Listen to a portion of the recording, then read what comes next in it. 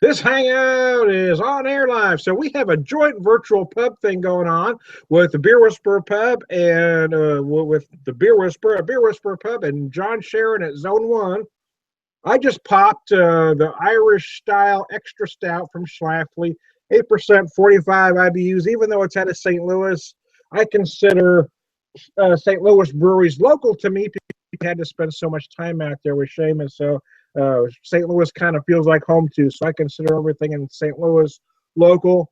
And Schlafly's been around for a long time, making some great beers. And I'm joined by John Sherron. What are you drinking, man? And what should we talk about today at the pub? I am drinking one from Fat Bottom Brewing Company out of Nashville, Tennessee. It's called Ruby American Red Ale. Hmm. So I picked, sounds like a summer beer. Yeah. So I picked these up not too long ago when we was in Gatlinburg, Tennessee. Mm-hmm. We like to go there like 2 or 3 times a year because we really like the Smoky Mountain Brewing Company, which makes phenomenal beers, but their wings, Tom, are over the freaking top, dude. I don't know if you like hot wings or not. I do. I like spicy. Yeah. But if you like hot wings, Smoky Mountain Brewery, they have one in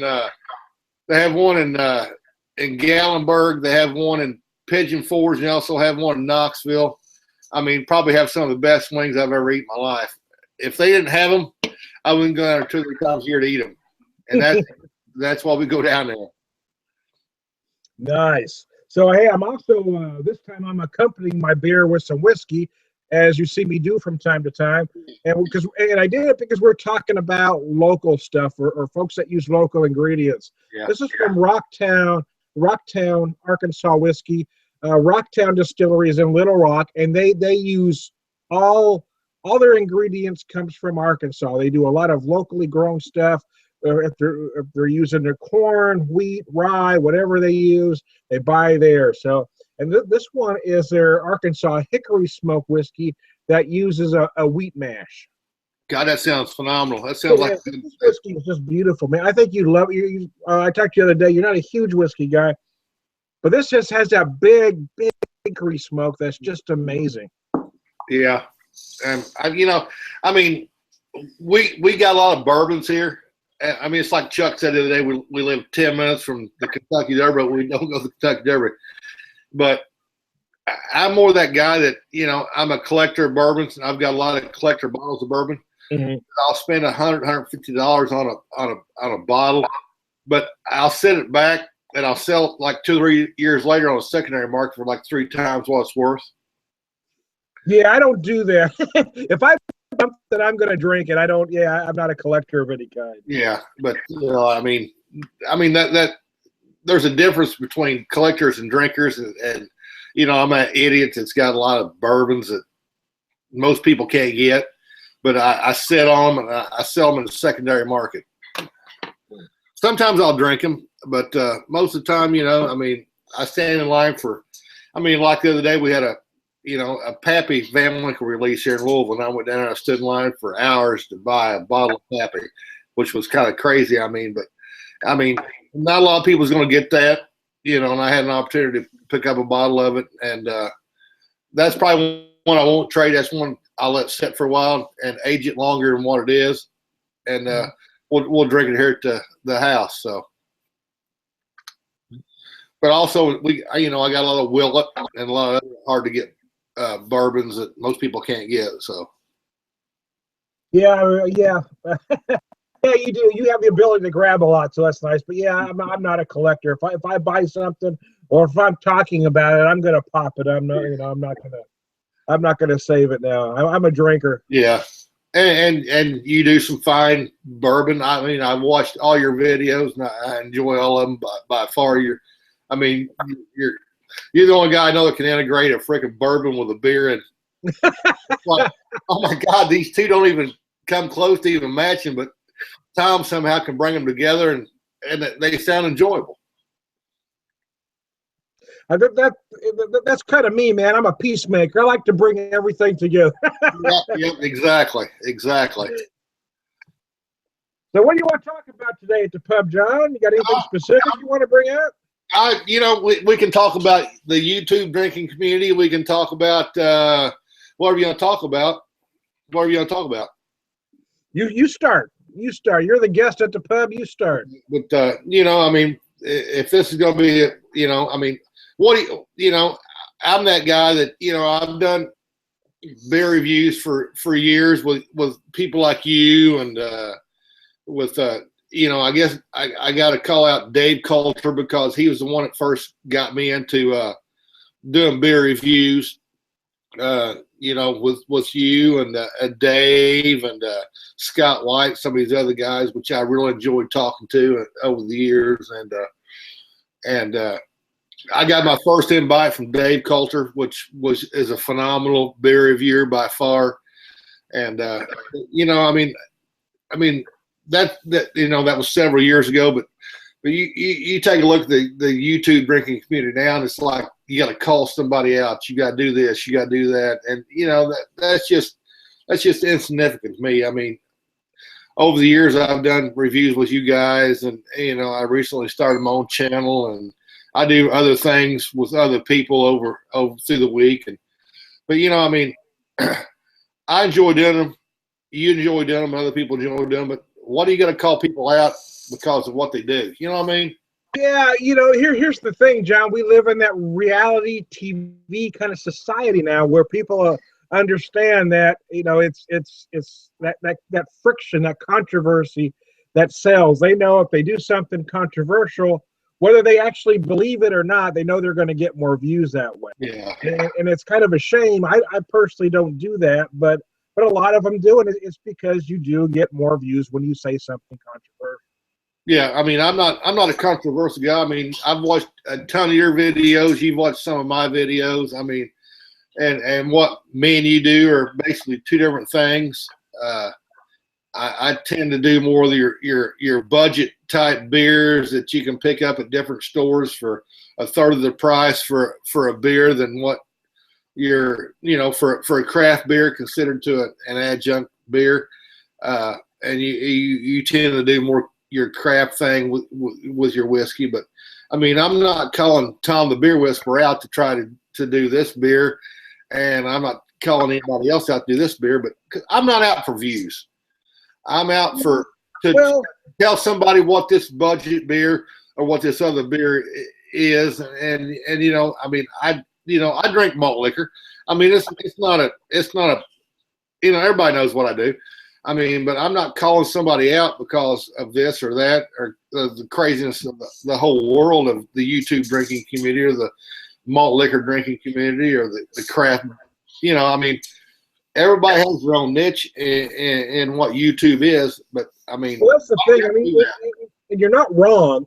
There is a lot of that going on, but from what I've seen, it's just as prevalent on the macro side, or the side, or the bargain beer side, as it is on the craft beer side. I've seen a lot of so-called these guys that do these 30-pack videos or 40-ounce videos. Yeah, I've seen them get nasty and make snide comments about craft beer, every bit as much as I've seen craft beer drinkers say snide comments about, you know, 30-pack or 40-ounce beer. So it's not one side or the other, because both are doing it. Yeah, yeah, and it's just drink what you like and enjoy it. I mean, I don't have to call Tom Morville out because he's drinking a MILF and I'm drinking a Spotted Cow by New Glarus. But again, I mean, it's exactly what I said. It's about views. I think a lot of these folks are doing these for views. Now, you and I have had a conversation in person. You know why I do these videos. They're therapy for me. So I mean, hey, don't get me wrong. I love when 1,000 people watch my video. But, you know, I'm not putting it out there for 1,000 people to watch it. I make the videos because it makes me feel good doing it. Yeah. And you've seen my videos. I don't just talk about the beer. I talk about other things. So I'm not really doing a beer review. And my channel, for instance, isn't called Beer Whisperer Beer Reviews. It's called Drinking with the Beer Whisperer. Yeah. So I'm not trying, but don't get me wrong. I do love to get a lot of views, but that's not why I do it. But I think the problem is a lot of these folks do it for exposure. They're trying to get a lot of views. They're trying to find a way to make money doing this thing. So, and they know they get more views when they say something controversial. Yeah, but you know, I mean, I've started over the last year, started my own channel, which I never had before, and you and some of these other guys, I mean, have kind of got me into that. But you know, I don't have my channel up here with some other advertisement for it, because I don't want to do that. I want to start my channel. I agree. I do the same. I don't do any advertising on mine. I'm not trying to make money at this. Again, for me, it's just about therapy. Yeah. It's a hobby. It's something to do to relax and have fun. But I think a lot of folks do these only to make money. Some folks are trying to find a way to make a living out of doing it, and that's why you see a lot of nastiness. Yeah. But I'm like you. I mean, you've seen. I only post on YouTube. Only post on Google Plus. I'm not out here for the big views. I mean, I'm not out here sending my thing off to someplace to sell my beer reviews, or I'm not out here trying to buy 10,000 viewers. I mean, I'm doing it because it's a therapy to me. I enjoy doing it. My wife says, "You're freaking crazy. Anybody sit in front of a computer and talk about beer is freaking nuts." Well, my wife feels the same way. But yeah, I mean, yeah, it's not only about money. A lot of these guys do it to get free beer. Yeah. They talk to their viewers, for lack of a better word, and ask to send them beer. And sometimes they do it in a subtle way. They say, well, if there's something you want me to try, you can send it. Or they even do it more subtly. But, it's kind of that not asking. A lot of them do the same thing with breweries. They solicit free beer. And some of them will tell you they're not soliciting. But I know brewers aren't just randomly sending shit out. You have to contact them first in some way. So if you're getting free beer from a brewery, in some way you've solicited it. No way you can tell me you didn't. Yeah, I mean, I don't know anybody, but and you bring up a good point. I mean, I've never once, I'm new to the YouTube drinking community on my own, but I've done it with you guys for years. I mean, but I don't get free beers. I mean, I don't want free beers. I want to drink what I want and taste what I want, do what I want. Well, yeah, and you and I have done a couple trades back and forth, and with a lot of folks, I think that's a good thing, because again, what we've mentioned in another video, that allows me to try stuff and allows you to try stuff, and it's an everybody wins. Yeah. It's a win-win situation for me. It's a win-win situation for you.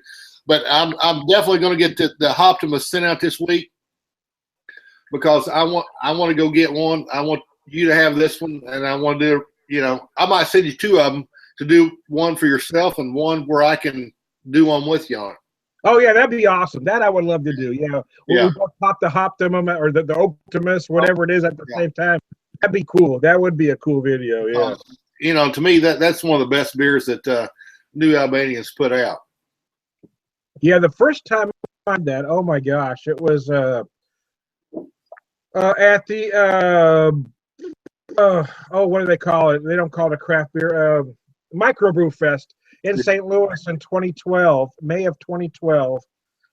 I'd went out there and I met, oh gosh, I can't even remember his name now. Josh, maybe? Yeah, Josh. You talked to him at the brewery that day. Yeah, I mean, so anyway, they had Optimus. Ever, dude. And I tried it. He gave me, I had the big glass, and he gave me a good couple ounce sample. And I did a couple more rounds, and I went back and was talking to him some more, and he gave me about 4 ounces. And then I went away and came back a few minutes later, and he poured me a whole glass. Yeah. I was blown away by that beer. I've had other oak-aged IPAs before, and double IPAs. This one was beyond phenomenal. In my opinion, it is one of the very best, if not the best, oak-aged IPA. That thing is phenomenal. Now we got the Optimus, which I'm going to send you, and I will go get you one if you've not had it. Have you had the regular Optimus? Yes, I have. Yeah, the Optimus. Yeah, when I visited you back in 2013, they had the Optimus, but they didn't have the Optimus. Yeah, that's right. Yeah, bottles back then. Yeah, the Optimus is only on bottles, but the Optimus they have that's a year-round beer. So.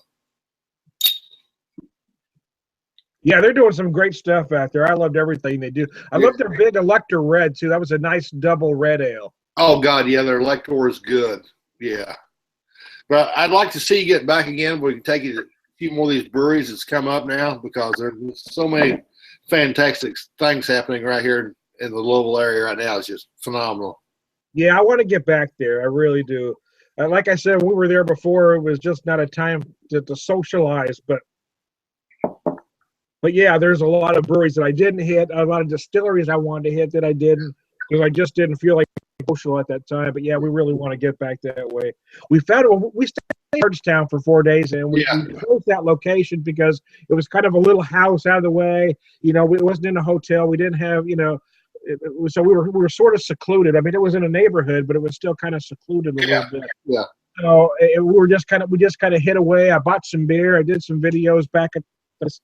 But that town, Bardstown, was just the neatest, nicest little town. And there was this little cafe we went to 3 times when we were there called Mammy's. And that place was just freaking awesome. That's a great little family restaurant. Well, Bardstown's phenomenal, dude. I mean, you just can't beat. I mean, you're right there in the center of bourbon capital. I mean, you're the bourbon capital of the world when you're in Bardstown, Kentucky. Yeah, it was nice. I just loved that place. I really did. I had a good time. You done a review on Fall City Beer, which is right behind me, my big sign. So, and you sent me an aged one. Yeah, and I sent you a wheat. Yeah, wheat. Well, you also sent me a regular one that you'd had sitting around for about 3 years. Yeah. Yes, I did. I forgot about that. Yes, I did. But I mean, it's I enjoyed you guys coming. I mean, we took you out. I mean, we had a good time. Yeah, it was a lot of fun. It was really the bright spot of the whole trip. It was a lot of fun. But I hope you guys get a chance to come back down and see some of the stuff that's going on right now. So, but there's so much going on in Louisville right now with bourbon. I mean, we've got so many I guess you call them micro bourbon bars right now, is where they're making like one-off bourbons and spirits. I mean, we got the Old Forester coming downtown. We're the Old Forester experience. We got the Jim Beam experience. We got all this stuff coming to Louisville right now, dealing with bourbon and whiskey. It's just phenomenal right now. Well, you've got Limestone Branch that's not far from that do the that do their sugar shine, but they're also reviving the old Yellowstone label. Yeah. Yep. But hang on, let me grab a bottle real quick. I'm going to show you something.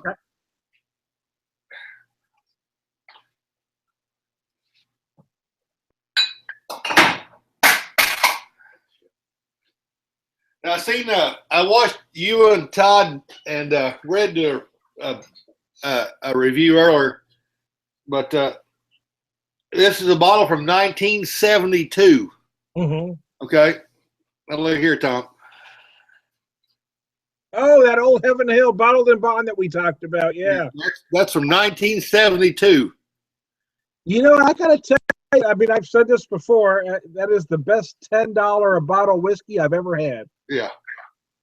But I mean, it was $10 for the fifth, by the way, not a little bottle. I mean, it was really cheap, but man, that was a good whiskey for the money. Yeah. But I mean, you're not going to beat, I mean, the bourbons we get here, I mean, I'm sure you can't get a lot of the bourbons we get here back home, but I mean, the bourbons we get here are just phenomenal. Yeah, and you make a good point. I mean, I did a session with the Red Rooster the other day. We were talking about micro distilleries, how a lot of neighborhoods are a lot of these small boutique distilleries are popping up, and you were kind of alluding to that. Yeah, I mean, I've got Missouri Spirits House right here in town, about 45 minutes from me. I've got Copper Run. But they're popping up everywhere now. Rocktown is about 4 hours from me. Well, we get so much. Let me show you this one here, Tom.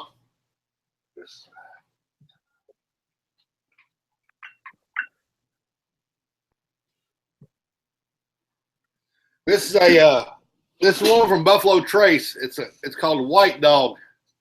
That's a 125 proof white whiskey. I don't know if I get other Buffalo Trace products here. I'm not sure if that one's in my neighborhood. I'll have to take a look, but I get a lot of their products, so I might. That's number one. That's just like pure grain alcohol.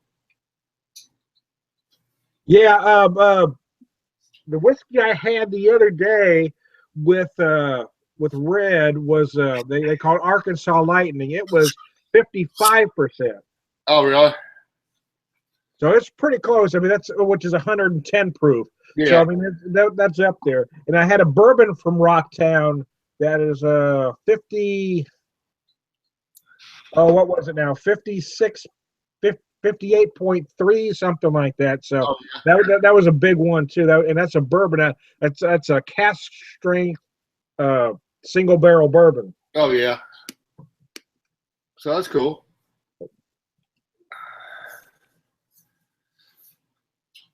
But yeah, I mean, there's so much bourbon around here right now. It's not funny. It keeps on growing every day. Well, yeah. Again, we talk about trends. Bourbon has gotten trend for about the last, I'd say, 5 years. You've really seen it grow, and I don't think that boom is done yet either. No. For a long time, bourbon was like beer. It was working class whiskey. Yeah. Right? It wasn't considered. You couldn't talk about bourbon in the same way you talked about Irish whiskey or Scotch whiskey.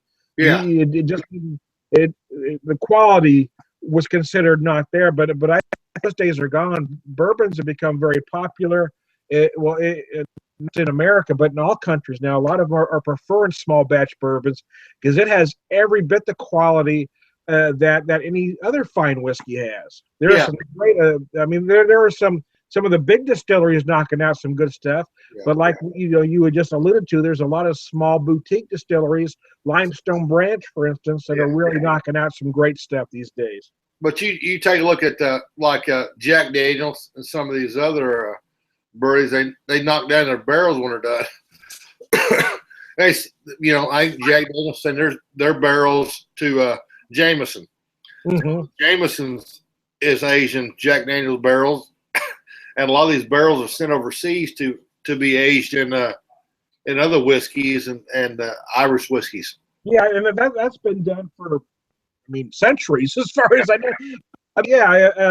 Scotch whiskeys and Irish, not all but most, are aged or at least partially aged in used bourbon barrels. Yeah. So there's a big resale of the bourbon barrels to the other Irish whiskey and other overseas whiskey barrels. Whiskey makers. So.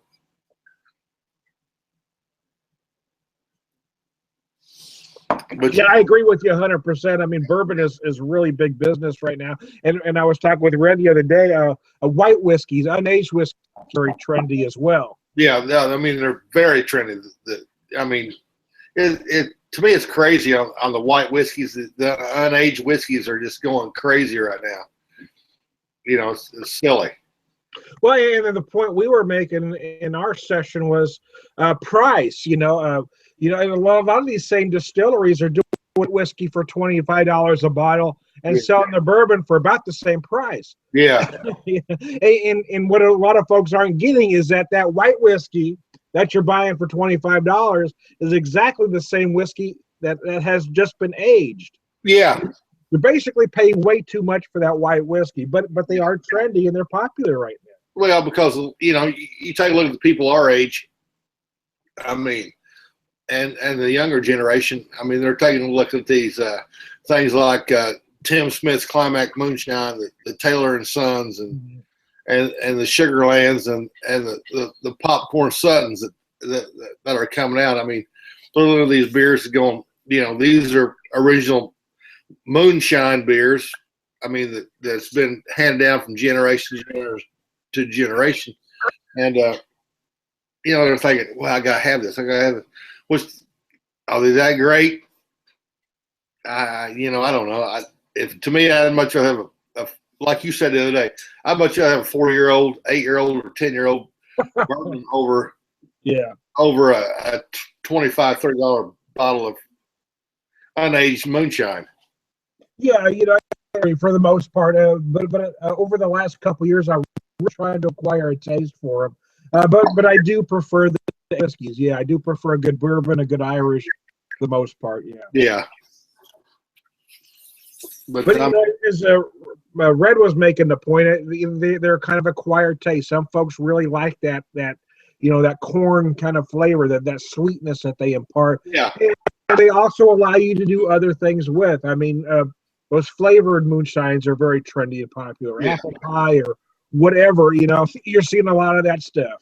Yeah, you're seeing a lot of the blueberry, and like cinnamon and other things right now. I mean, it's a trendy thing right now for people in their 20s. In our first session, we talked about, social media impact on craft beer.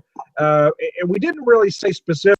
I think we're probably mostly talking about Facebook and how you can connect with so many people on Facebook. But you got Twitter, and then we just talked about YouTube not long ago about how many.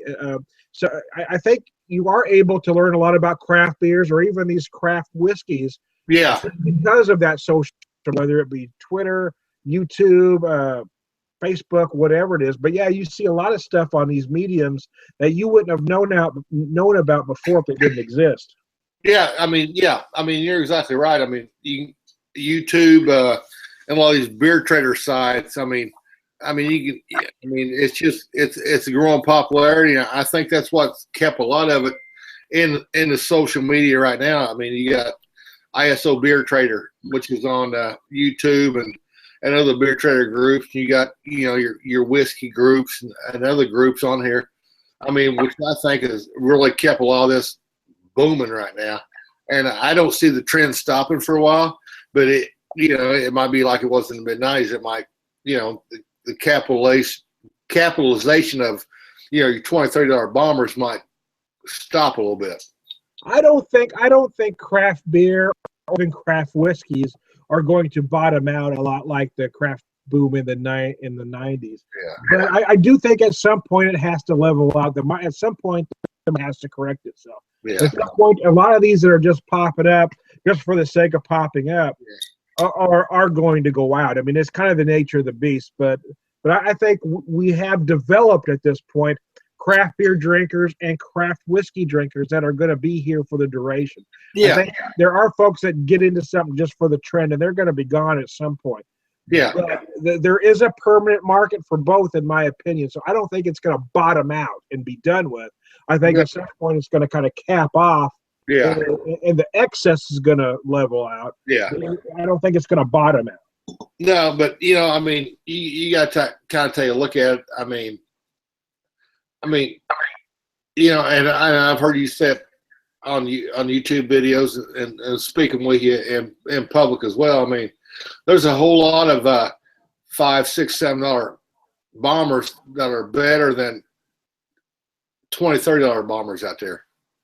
Well, I think certain breweries have become darlings, that for some reason they become more trendy, popular than others for whatever reason.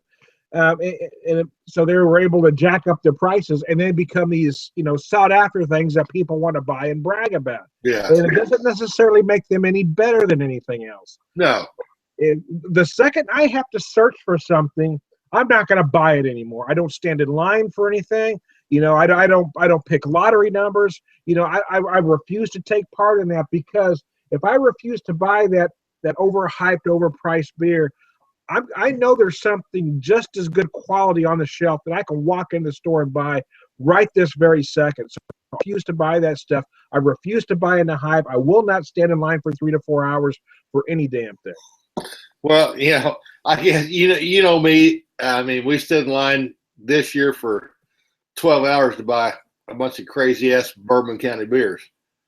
I traded. If that's what you want to do, I don't necessarily have an issue with it. It just seems unnecessary to me, so I personally won't do it. Yeah, but we did. I mean, I traded most of them before I ever freaking left the Bourbon County side. But to me, it's the nostalgia of it. I mean, there's a group of us that go every year. We enjoy doing it. We enjoy going up there and doing bottle shares. We enjoy going up there and trading beers. It's just a fun time to go up there. I mean, we leave on Thanksgiving. We leave our families, which is stupidly crazy. But we go up there. See, I wouldn't do that. I take my family on Thanksgiving to go any kind of Black Friday shop, even if it's for beer. I just will not do it. But we go up there, but you know, I mean, it's a good time to go up there and hang out with 3,000 people, do bottle shares, beers for most of them you're never going to get again. But we do it. It's crazy. We do it. It's fun. And, you know, for some people, they don't like it, but for us, we enjoy doing it. So, you know, hey, if you enjoy doing it, there's nothing wrong with it. For me, I enjoy standing in line for anything. yeah. I don't dig it. It's not fun for me. I don't have a good time if I have to wait in a line for 4 hours. For me, that's not a good time. So I refuse to do it because I know, you know, however much somebody likes that particular beer, I know there's one just as good, if not better, on the shelf that I can walk right past your line, walk in the store and grab it and walk out of the store. Yeah. That's my personal opinion on it. But, you know, it's just, it's silliness to us because we do it. But, you know, there's a group of us that does it, and we enjoy it. So, for instance, the MILF, for instance, I mean, the MILF is one of the best imperial stouts on the market. It's aged in 5 different spirits barrels. I paid $15 for a 4-pack, so I paid $15 for 48 ounces of beer rather than paying 10 to 15 for one 16-ounce bottle. For me, that's a better value because I'm a bit of a tightwad. A lot of folks like to brag about how much money they spend on craft beer. Yeah. I'm not one of them. I like when I get a good beer for the value. Me, I walked right into there. I walked right into Mother's. I bought 4 4-packs. I didn't have to stand in line. And for me, that's what I'm going to do. Not only did I not have to stand in line, but I also supported a local brewery and a local economy. And for me, that's a whole lot better than supporting some macro conglomerate. Yeah. And you know, and you're right on that respect, but you know, I mean, it's just a funny world out there right now. So, John, as we end this session, any final words? Thanks for hanging out with me, Tom. Hey, no problem. I love bullshitting with you. I think that's a great thing. We talked about the medium a little bit. Yeah. You know, I think that's another great thing. What's allowed us to do. I mean, we're both essentially in our own houses drinking alone, but we're able to have a conversation together. So we're not drinking alone because we're drinking together. And I think that's why I wanted to start this virtual pub concept that didn't necessarily have a topic. We could talk about one, but it's just as if you and I were to run into each other in a bar, pub, tavern, saloon. This is what we would talk about. And that was kind of the point of the whole thing. And you know, I mean, and we're going to have more of these. And I've really enjoyed doing these things with you. And it's nice because it's kind of off the cuff. It's unscripted, and we're just kind of bullshitting. That's what I like about it. You know, I've enjoyed, you know, watching you and Jeff Lyons and Red and John and Scott and the rest of these guys. I mean, I watch everything you do, dude. And I really enjoy them. And, you know, I'm going to – you know, if you do one with the rest of these guys, let me know. I mean, I'm willing to jump in there on any time, bub. Okay. The biggest problem I have is that 90% of these that I set up are off the cuff. I mean, they happen like you sent me a message. Okay. So trying to get a whole bunch of you together at a time is difficult because we don't get together and say, okay, let's set up a time to do them. They always happen off the cuff. But hey, I want to thank John Sherron from Zone 1 for joining me. We talked about some good stuff. Yeah. I think it was a good Beer Whisperer Pub, Zone 1 pub session. So hey, thank you for joining me, and we'll talk to you all later.